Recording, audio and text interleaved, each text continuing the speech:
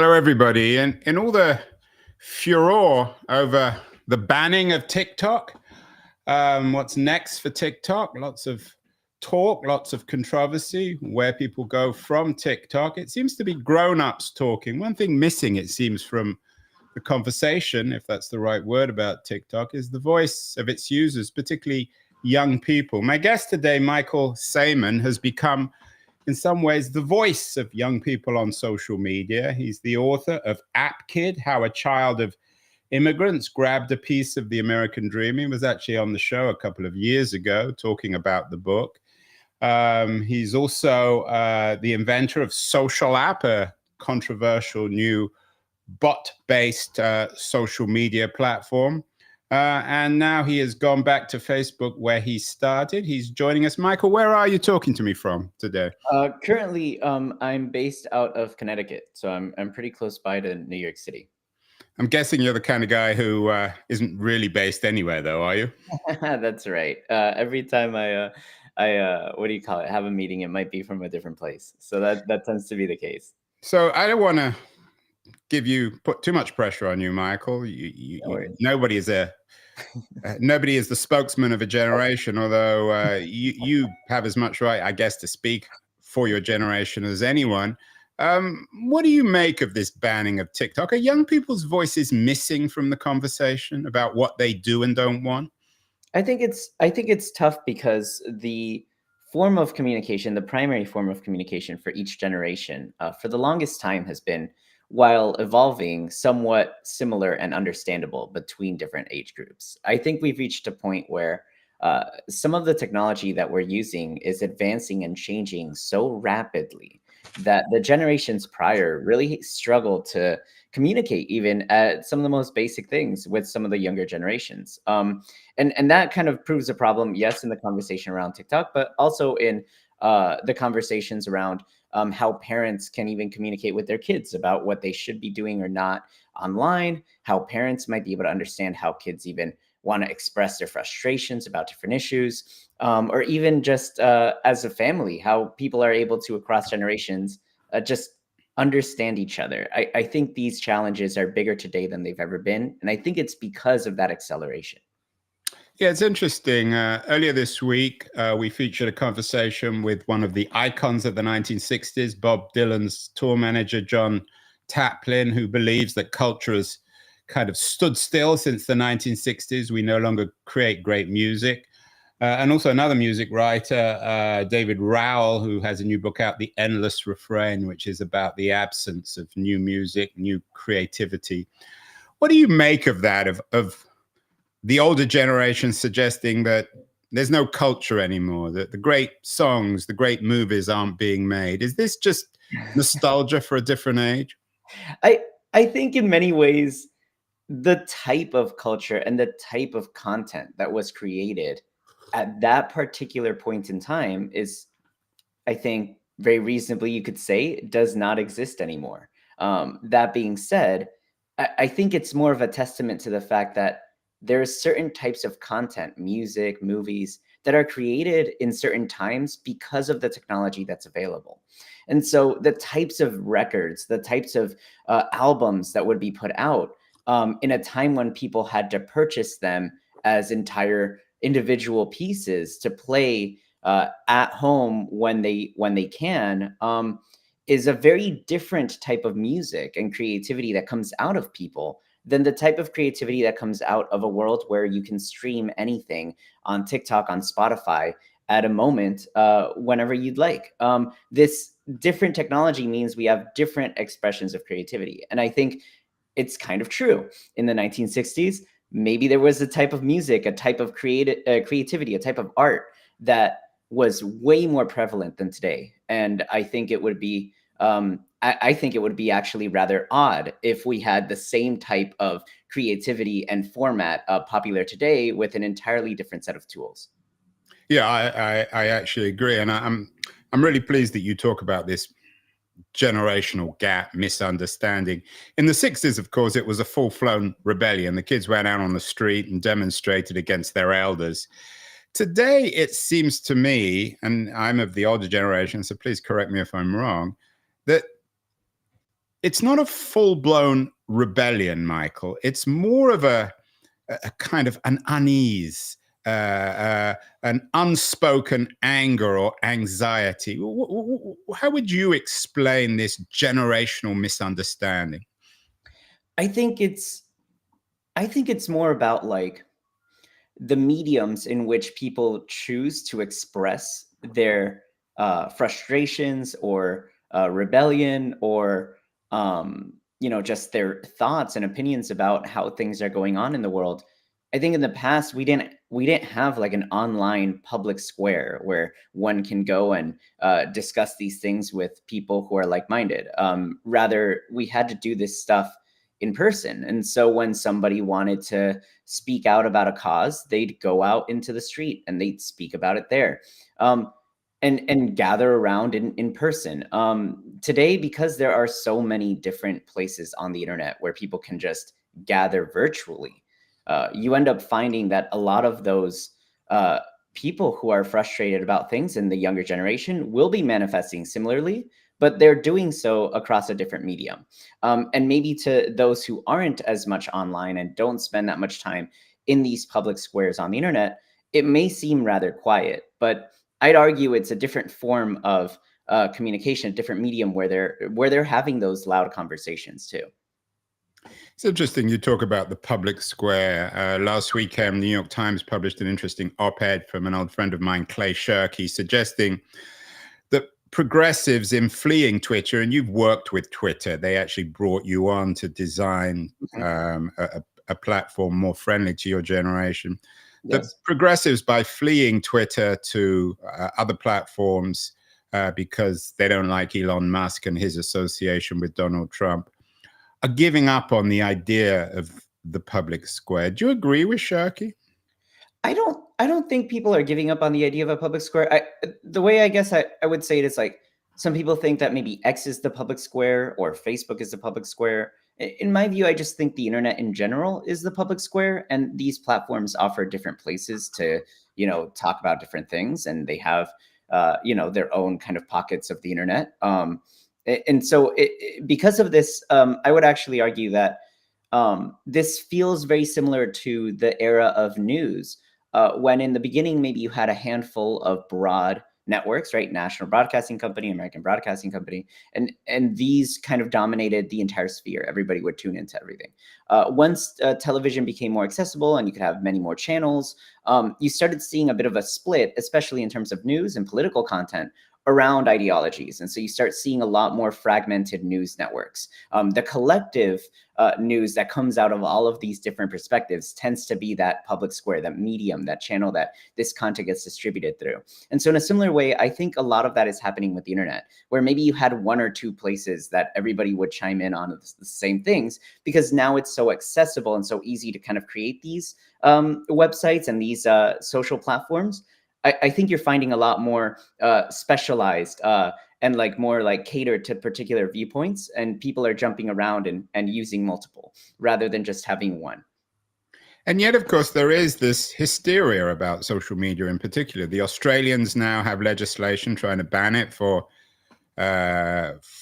people, I think, under 16. Jonathan Haidt has written a best-selling book suggesting that apps and cell phones have destroyed your generation. Is this just the kind of hysteria that existed perhaps in the 1960s in response to the young rebellious generation then, and it always seems to be a feature of new technology? In some ways, I think that there is valid concern. There are a lot of issues with new technology when it's brand new and people don't really know the adverse effects it can have over a long period of time. I think it's natural for people to be very cautious with that, and I think they should. I think there are a number of things that we need to just say, hold up, let's see how this plays out. Let's see how it develops before we allow young children to just roam free on a new technology that we don't fully understand the implications of, right? And so in that way, I think it's very important. But in a similar way to the point that you're talking about here, like the technology itself is not so much the issue as it is like our lack of understanding of how to use it. And so while some, and I, Jonathan Haidt, for example, some may argue that like the best recourse here is to like eliminate the tool, that the technology itself is the problem. I might argue that it's the fact that our education systems have not caught up to the technology that's around us to help better inform how we can take advantage of this technology to benefit us. And so, in many ways, I see so many examples of kids out there who, go on the internet, learn by themselves how to use these tools, and are able to build up businesses and support their families and grow, as a person in ways that without this technology would have been impossible for them. But at the same time, we have a lagging education system that does not kind of educate the rest of the population about how these tools can be used to benefit and to grow and to learn. And so we end up having this effect happening. I would separate the two. I would argue that the education bit, I think, is just as important as being cautious around some of these things. It's interesting you bring up education. I know you believe that college is not the only way to achieve right. your career goals. You started programming at 13. You become a big social media entrepreneurial star without necessarily going to college. What then I'm assuming you're thinking that this education should begin in school. That's right. What should and shouldn't be taught about social media? If you were in charge of the American school system, if Donald Trump called you up and said, Michael, I need some help in terms of reforming education. He seems to want to reform all the institutions that seem old-fashioned these days. What would you say? I think it does. I agree with you. It does start at the earliest of ages. I think that, if we're going to start teaching people how to use computers by the time they're in college, we're already setting them up, for an issue, especially because so much of the concern around young generation is those younger kids in high school and middle school that are on the internet using it. And so teaching them after the fact, I think, while valuable, probably doesn't really help with that, with the original issue.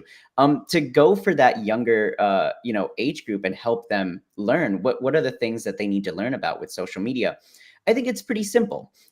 What needs to be understood and what needs to be taught is how these news feeds work. How does social media work? What happens when you click like on a post? What happens when you share a post? What happens when you comment on one? How do these algorithms decide what content you see? And understanding that doesn't need to be too complicated. Don't need to understand all the details of the implementation, but to understand at least at a fundamental level what liking a post does and how that affects the content you see on social media feeds and how these algorithms work at that high level, I think it's important. It's very similar in my view as like anything else that could be dangerous or could be helpful. Understanding how it works at the fundamental level, I think can help avoid problems, especially how we educate people around driving and what can happen if you take the wrong turn or if you don't park correctly, what could happen to the vehicle. Understanding these things makes it so that people are able to take advantage of the tool and use it for what they want it to be used for, rather than maybe kind of succumbing to some of the vices that can be found on these platforms. I'm interested that you say that. Actually, you've gone back to Facebook. For some people, Facebook is exhibit A in the problems with what is called now surveillance capitalism, the way in which people's data is harvested and sold and built around advertising businesses. Do you think that if kids knew how social media really worked and how this supposed free app, whether it's your social AI or Instagram or Facebook or X, if they understood how these companies are making money and using their data, it would actually scare them off it? I don't think so. I mean, I think if they understand how it works, they might feel actually a little better about it. I think most of the issues around technology that I get a sense from even reading, Jonathan Haidt's book and others is fear because it's not understood rather than fear because it is. And I find that those who understand the algorithms best tend to have the most nuanced take on how this is affecting people and how they might be able to solve it, versus those who maybe don't understand it as much tend to have a lot more fear around the topic. And I'd argue that most young people who don't understand some of these platforms, it's very easy for them to like be afraid of how it works if they have no clue where it's gathering information from or how it understands what they're interested in. Once you understand, and here, this is a really big piece of it, I think, too, is I like to use the example of a movie. When you go see a movie and it's a fun action movie where there's all kinds of things happening, if you didn't know that these were special effects done on computers to make the movie, and you just thought you were watching a film that was recorded of real life, you could get scared about how the implications of the world if the Avengers were real. Yeah, and actually, interesting enough, when the movies were invented, the turn of the 20th century, when Yes. people first saw trains coming at them on the screen, they all ran out of the theater. That's right. That's right. And in many ways, it's the same. It's the Avengers, the Marvel superhero movies. They look cool, but part of the reason why we don't get afraid is because we know how these movies are made. And so I'd argue that there's something similar to that effect with social media. And I think it's actually really important given how prevalent it is in our lives. Do you think, you mentioned Jonathan Haidt a couple of times, do you think Haidt understands social media? I think he understands social media, certainly, but I do think he understands it from his perspective, right? And I think the point of view, while I understand where it comes from, I think it I think it may I think it may be limiting a bit of the potential for these platforms. Now, and I think maybe, like you said, going into the smartphone is the problem. The technology is the problem.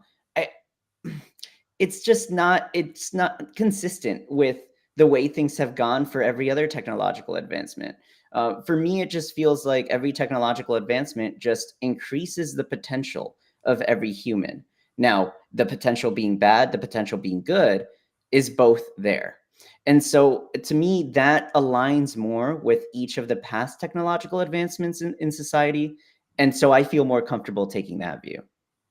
Haidt, of course, writes in many ways, I think, consciously or otherwise, as a parent. You don't have any kids, but if you That's did right. have kids, Michael, what guardrails would you create? What age would you allow them, and maybe that's the wrong term, to use social media? And what would you tell them? I mean, because as you've noted, social media education is absent from school. You That's can't right. become a school teacher at home. But what kind of rules would you set if you had kids, or if you've got nephews or nieces or kids of friends? That's right. I would certainly limit the amount of time that a kid is spending on a platform that they don't understand.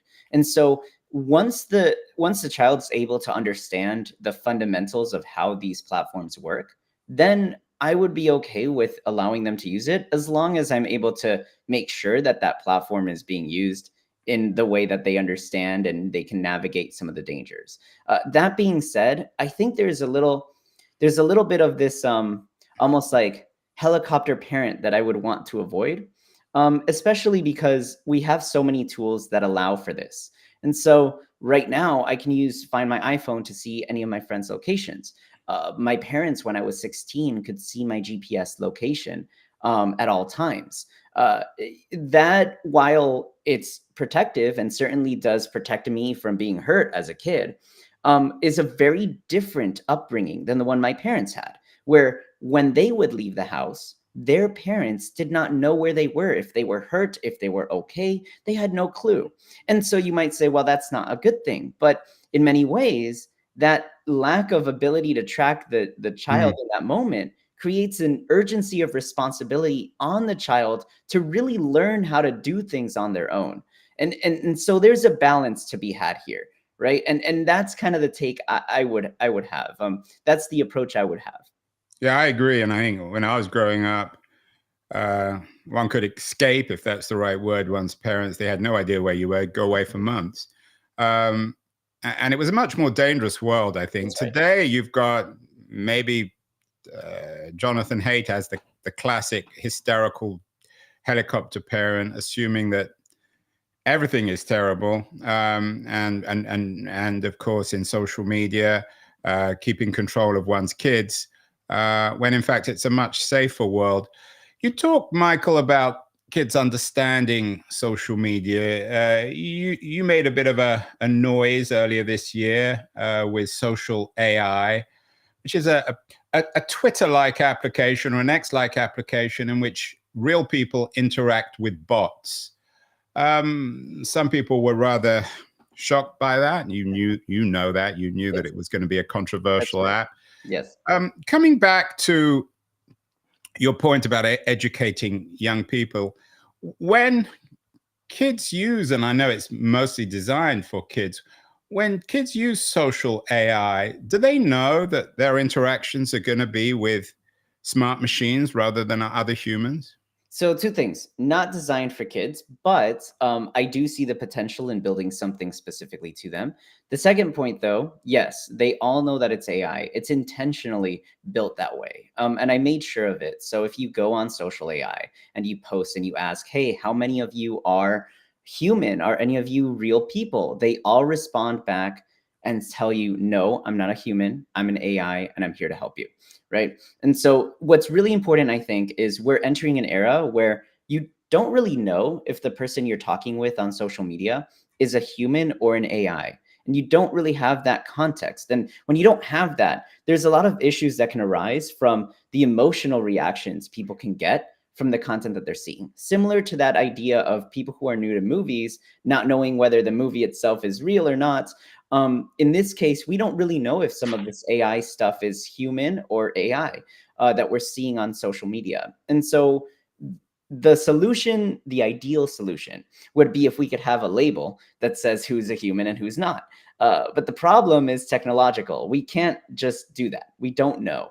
And so, because we don't have a way to identify the humans from the I built a platform that allows you to get some value out of the social interface, but one where you're guaranteed that everyone you're interacting with is an AI. And so it's kind of And they're another not way. really, I mean, you use this term everyone. There's probably a better word, everything, because it's That's not right. really a one, is it? Yes, that's right. I think the personification of a lot of this can be helpful in certain contexts. So when it's able to help you talk about certain issues, the personification of the tool really helps. But that being said, reminding the user that they are not humans, I think is also important because there's so much emotion attached to what other humans say to us in regards to how we are feeling or how they're feeling. And those emotions a lot of time make it harder for us to get feedback on content. And so I'll give you a good example of how this app has been used in a way that kind of changes things because it's known. People, because they know it's private, because they don't have any humans around in the space, are feeling more comfortable asking and challenging themselves on their own political views, social views, and so on the app because they don't feel this kind of intense emotion when they're debated by a known computer, right? Rather than an unknown potential human.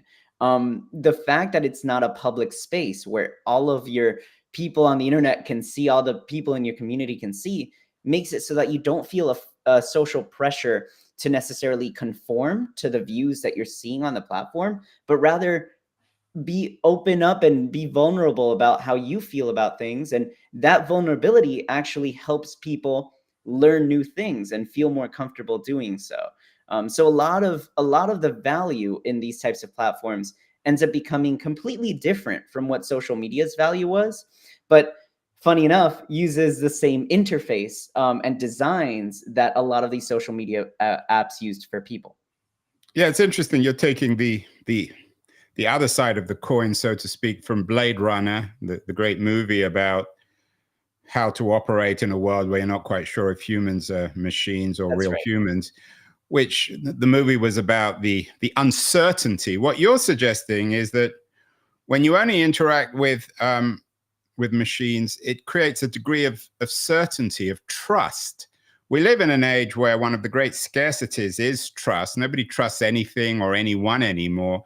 But you're suggesting that your generation in particular, although, as you say, it's not just designed for young people, in a world of social AI where all we do is interact with smart machines, with bots, we're more trusting, and it creates a more kind of ontological certainty, and it allows us to develop as human beings. Is that what you're saying? I'm saying it allows us to develop a healthier relationship with the internet because we're more honest about what the potential is that the internet can offer people.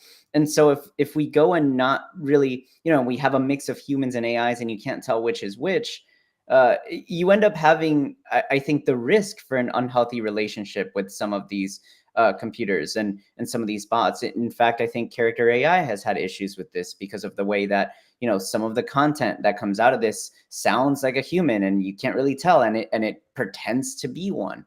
I think what we're encountering now with AI is the ability for all of the internet information that we had before, that we would collect in a library of sorts, can now speak for itself. And so we have now condensed the information on the internet to make it conversational, which means that where the internet's primary function in the past was for humans to communicate with other humans through it, now Hmm. we're seeing a change in the internet's function to be primarily a place where the human interacts with the internet, not just through it to another human. And what does that mean about human to human conversation through the internet? Well, like you were saying, the trust is down. We can't trust that it is another human. And so maybe there's a bit of a separation there. Maybe what comes next is human to human conversation is in real life, and human to internet conversation becomes the primary value of the internet. Yeah, I think that's a very important observation. Some people will be profoundly chilled by it, but I think it's true. As you say, the internet now is becoming, I don't know if it's the platform or a world of machines, but their knowledge is our collective wisdom. I had Douglas Rushkoff on the show a couple of weeks ago, very influential techno futurist from a different generation too. He made a kind of McLuhan-esque remark that suggested that with AI, finally, the internet has a native app. Do you think he's onto something there? I think, yes, I certainly can see that. The language of what is an app and what is not an app, I think, depends on the person. But in the Well, sense, maybe not even. I mean, the issue is native rather than app. So it could be something, it's got something native. For the first time with AI, we have something that as a medium reflects the message, if you like, or the medium and the message have come together. yes, yeah, I guess I tend to keep it very literal when describing it because it's so hard to go into the abstract and have implications towards it. And so the very literal thing, in my view, is that the internet used to be the collection, the archive of our information, and now it has itself obtained an interface that allows us to extract from it in a way that we would normally extract information from other humans. Yeah, it's quite a voice. Yes, a voice. There you go. That's right. And multiple voices, right? So, We've Michael, created a way to turn, yeah. sorry, go on. We've created a way to turn the collection of information on the internet into a voice that can be spoken to. So some people will be thinking, well, this is all very well, but the internet now has a voice. Michael looks human, sounds human, but maybe he isn't. How would you? And I sometimes ask my guests on the show who are talking about AI and this shift to a smart machine age. How would you prove that you were human? Of course, in movies like Blade Runner, it was I very can't. hard. I can't prove it. That's the truth. Is we're reaching a point where I can't prove it. So you There's could no be a bot. what? I'm sorry. You could be a bot. Yes, I mean I could. And I could be And one too, Michael, right? that's right. And there's no way to prove it. The problem is this is kind of like a nuke for the internet in terms of human to human conversation because how can you prove that anybody on the internet that you're communicating with is not a bot at this point? I don't think it's possible, right? Maybe the way you'd have to do it is if you see the person in real life and then 3 seconds later you like see them on the phone. But it's a problem and it's messy because when I talk to my friends on iMessage, Apple released a feature that allows me to generate an AI response back to my friend without me having to think of what to respond. And so if the AI is generating my response to my friend, even if it's me, the one sending it, is that really me talking? Right. And so that question of who I am as a person contributing to the conversations on the internet is an open one as well. And so when you think about all of that, the real proof that someone's a human at this point is if I see them in person. And that doesn't mean that the internet doesn't have value. Of course it does. That means the internet has a totally different type of value, though, one that is not about verifying that a human is around or anything like that. Yeah, we're getting beyond that. I'm not sure if you're familiar with the philosophy of Descartes, whose philosophical system and the whole Enlightenment infrastructure was based on proving the existence of oneself and therefore knowledge. But as you suggest, we're in a post-Cartesian age where we don't even know who we are. So where do we get knowledge from? Where do we find truth? Maybe those words aren't appropriate anymore. Yeah, I think for the longest time, there are so many things about the world that are subjective that for maybe a brief period of time, we did not know were subjective. And we're starting to get to a point where we're starting to see the subjectivity in so many different topics. And I think that scares a lot of people. I think that scares me, to see some of that stuff. I think it's also a little scary to just think about what the implications of that means, right? But in terms of humans and the value we get from each other and how we're able to communicate, we did just fine before the internet and being able to talk to each other and see each other in real life and have those connections. We had libraries that we could go into, but we were under no illusion that the book that we were reading was a human. We know that it was translated by humans and put into words on a book, but the book itself is not a human. And so for the longest time, we had this gathering place online that is now turned into more of a library. And so we're going to go back to that time, maybe when we talk to people in real life, and the internet serves as that place where we get the information. And we're under no illusion that the information we're receiving is from a human. And in many ways, that might be healthier. What about coming back to your generation, Michael? There's a nostalgia, I know, in part for an analog age. Vinyl, for example, has been popularized by your generation. Older people buy vinyl, but it's the young people who are driving its popularity. Handwriting, lots of other remnants, if you like, of the analog age. Do you expect this world that you're describing to also trigger an intense nostalgia and love for a pre-internet age? And will that be driven by young people? Yes, I don't even think it'll be driven by nostalgia because so many people, younger people, don't even remember a time when these things existed. I think it'll be primarily driven through a need for human connection, where they're not able to get that on the internet anymore. And so if I go on the internet and I see AI generated content, or I'm not sure if the person that I'm talking to is using an AI model, I'm going to want to talk to that person in real life. And that increases the amount of conversations that I'm having in real life that I wouldn't have had otherwise if I was certain that the communication I was having on the internet was authentic. And so I actually think the AI is maybe pushing us a little bit more to be with each other in real life. And I think there's going to be a real need for that. And that's probably growing. And I think it kind of, you can start to see a little bit of that in the way that a lot of modern dating apps online are really struggling to be used. And young people are kind of rejecting these dating apps and going back to meeting people in real life and setting up events online where they can then go and meet in person. There's a lot of this happening, and I think it'll continue.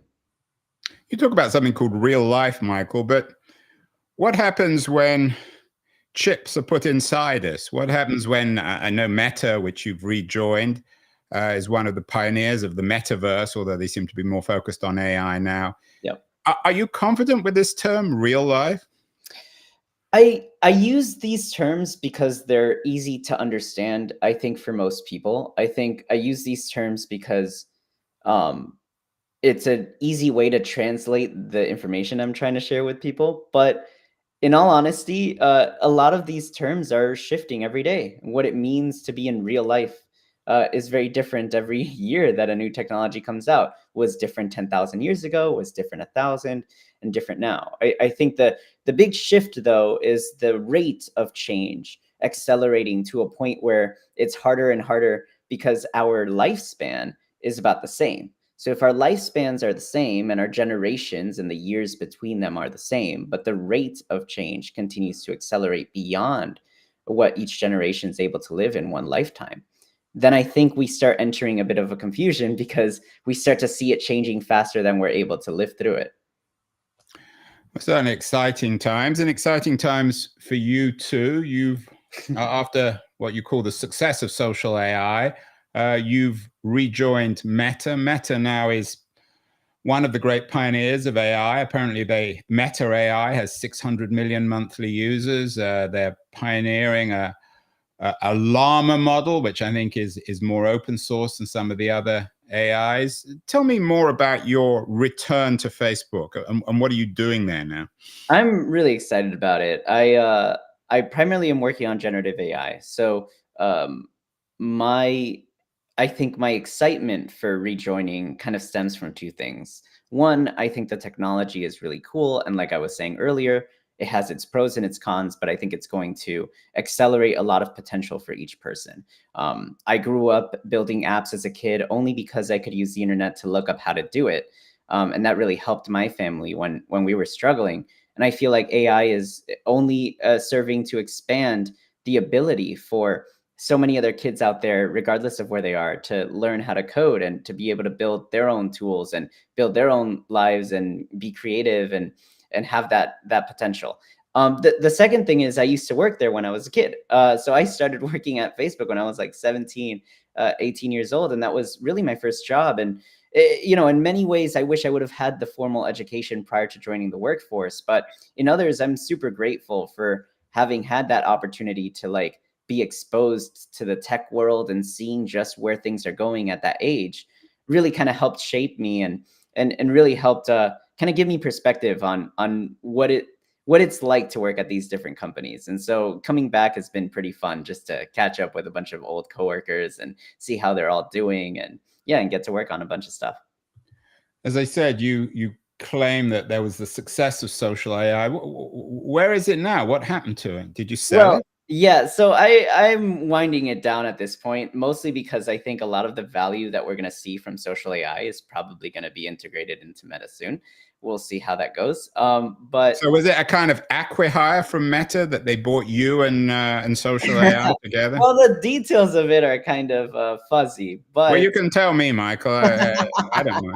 I wish I could. But I will say the conversation around what was built out and what may come of what Meta builds, I think is pretty interesting, and it's exciting to see where it can go. In terms of the success of it, what I found was so fascinating to me was for the longest time I always tried to build apps and tried to pitch them and try to sell why it is, and here's the reason why you should check this out.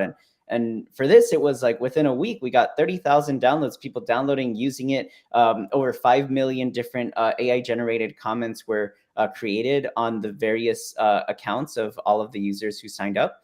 And people like my own mom, who barely speaks English, works at a furniture store and speaks Spanish, was telling me that this was one of the first apps of mine that she was genuinely using and using it to like deal with her, issues with her, like coworkers or any problems that are arising. And it really kind of a good therapy type use case where she would post about how she was doing on different things, and the app would respond with thousands and thousands of different perspectives on how to handle a situation.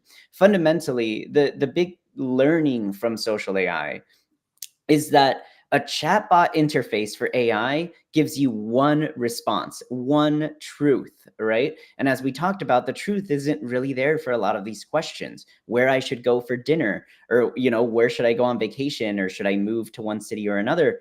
There's no right, true, correct answer. There are many perspectives, and it's up to me to want to decide what I want to do. And so giving people that flexibility and that honesty through an interface that gives you multiple responses is really kind of the breakthrough with social AI that I'm just excited to see how it expands in the rest of the industry. I mentioned finally, I mentioned Jonathan Taplin being on the show. One of his other books was Move Fast and Break Things, of course, a satirical use of what Mark Zuckerberg said. Mark Zuckerberg at Meta, which used to be called Facebook, is an expert at moving fast and perhaps breaking things. He went from social media to the metaverse and now to AI. What do you make of the narrative of Facebook since you left and returned? And what does Facebook offer different from some of the other players, Anthropic, OpenAI, Gemini?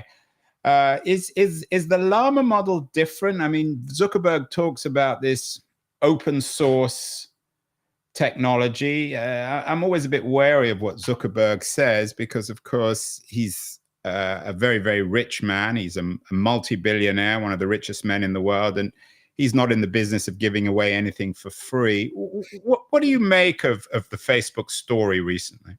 I think open sourcing these models is a good thing. I think OpenAI in the name almost makes it sound like they will open source some things, right? It's OpenAI, but I guess not. And of course, Elon Musk is actually suing OpenAI for that very reason. Yeah, it's an interesting situation. For me, I see the value in open sourcing these mostly because I think there's so many applications to the technology that a lot of people would love to be able to build. And what's challenging with AI models is that you actually need a lot of resources to train them. And so having vast data centers where you have tons of GPUs training data so that you're able to come up with the proper weights and have these models work effectively is expensive, and it takes a lot of work to do it. Not anyone can just do that. But if you're able to open source those models, you're then able to grab the output of that expensive work and allow other people around the world to come up with ways to use it. So I think it's a great potential. That being said, I do think that when it comes to what Meta's strengths are in this kind of AI race, if you will, is fundamentally on the social layer. I think Facebook for the longest time has understood a lot about how people have this desire to connect with each other and how to find answers to questions that maybe Google hasn't done in the same way. You find that Google's approach to queries tends to be to help you find the correct answer. Whereas Facebook and Instagram and these other platforms have really been a place where you ask the most subjective questions. You ask the things for opinions about where to go and what to do in ways where there's not one answer, but you want to hear from your friends or you want to hear from other people about a vast variety of perspectives. And so knowing that the AI models themselves do not have the correct answer to anything, but rather are representations of a lot of the data and a lot of the answers that we give online between each other, makes it feel like such a natural alignment of use case, as opposed to maybe trying to be a new source of truth, which I just don't think is feasible at the current technological state. Yeah, it's interesting that you talk about this merging of social media and AI. Of course, Facebook has the data, and we post on Facebook. Facebook has multi-billion points of data on all of us because we tell it what we're doing, who we are.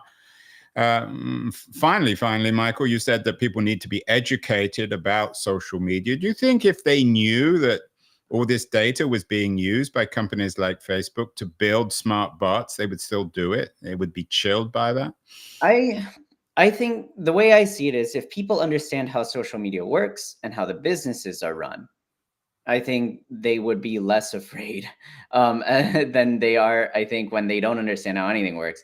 I think if they understand then how the AIs work, where they get their information from and how they're built, I think they'd be more excited about it too. And if anything, they might be able to come up with ways in which we can build better AI models that serve more needs. Fundamentally, the problems that I see with a lot of this stuff come to a lack of education, in my view. And the more we can educate people around what is possible and how they work, I think the more potential we have for actually building value out of them. Well, Michael Sayman, you're the author of The App Kid. You might be the bot kid. You can't. We don't know. We don't know. I don't know. You've undermined my own confidence not only in you, but in myself. Maybe I'm a bot. I think I sometimes sound like one. But it's a real honor to talk to you. You're the voice, one of the voices of your generation. You make a lot of sense. We'll have to get you back on the show. Keep thinking, working. Michael, you're an important figure in the evolving AI metaverse universe. Thank you so much.